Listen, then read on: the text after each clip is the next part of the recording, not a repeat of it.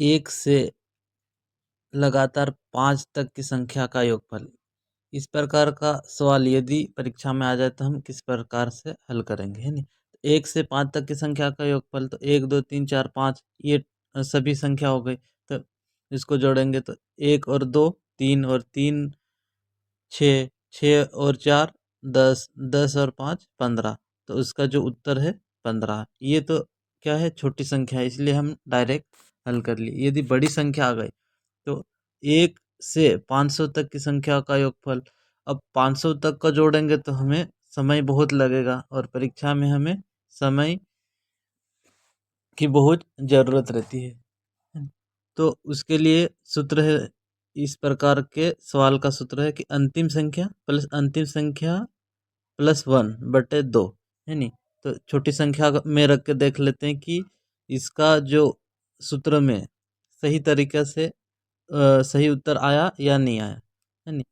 तो 1 से 5 तक की संख्या का योगफल तो है नहीं।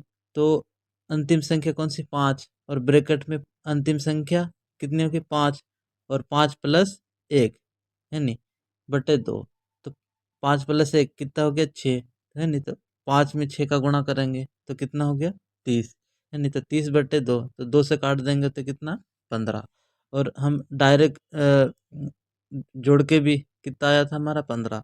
तो हमारा ये सूत्र सही है नहीं। अब ये तो छोटी संख्या था इसलिए हमने डायरेक्ट फटाफट निकाल सकते, लेकिन यदि 1 से 500 तक की संख्या का योगफल आ जाए तो उसके लिए हम सूत्र में मान रखेंगे कि अंतिम संख्या कितनी, 500, और अंतिम संख्या +1, तो 500 + 1 तो 500, और 500 + 1 तो 501 हो गया। तो 500 और 501 में गुणा करेंगे तो कितना आएगा, 2,50,500, है नहीं।